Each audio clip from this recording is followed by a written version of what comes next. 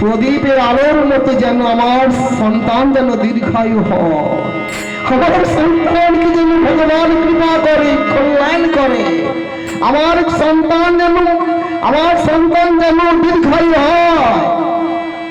কেমন প্রদীপটা মায়েরা জ্বালিয়ে রাখে, আর ওই দিনে পায়েসটা কি করে? ওই দিনে পায়েসটা আমার হিন্দু মায়েরা সবাই পেট পুড়ে খেয়ে নেন তো নাকি? কি বললাম, ঠিক বললাম না ভুল বললাম?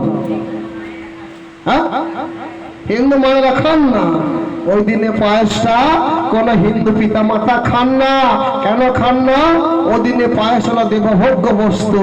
ওই দেবভোগ্য বস্তু দেবতার উদ্দেশ্যে অর্পণ করে আমার মায়েরা সন্তানের শুভ কামনা করে, মঙ্গল কামনা করে, দীর্ঘায়ু কামনা করে।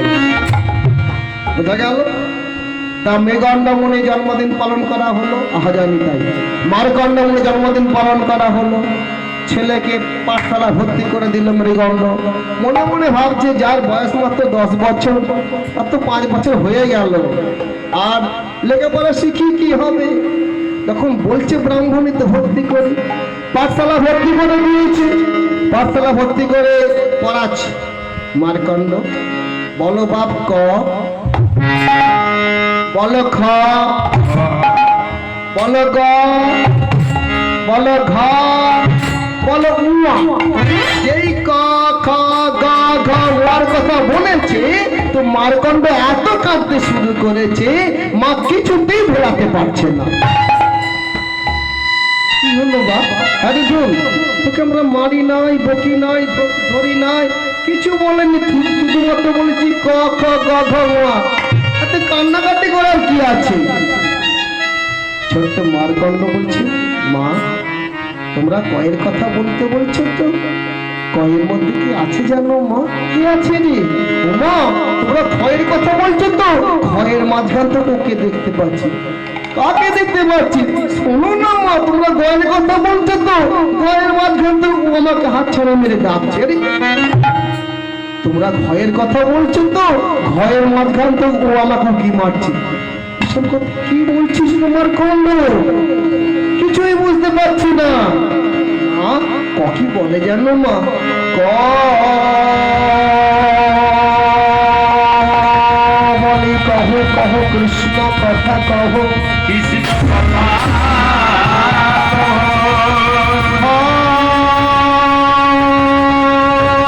বলে কিরুদ সাগরে আমি নারায়ণ,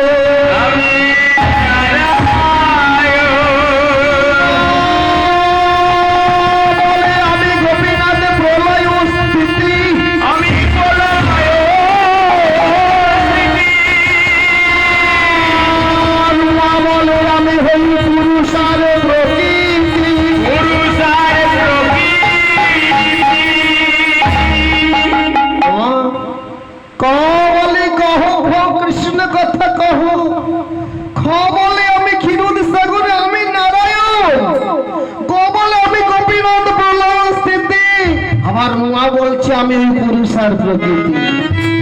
কথাটা শুনে মৃগণ্ড মুনির মনটা আনন্দে ভরে গেল। আরে মার্কণ্ড, তাহলে ক্ষয়ের কথা বললি না, কয়ের কথা বললি, ক্ষয়ের কথা বললি, গয়ের কথা বললি, উয়ার কথা বললি, ক্ষয়ের কথা বললি না। ক্ষয়ের কথা শুনবে বাবা, ঘ কি বলে জানো? ঘ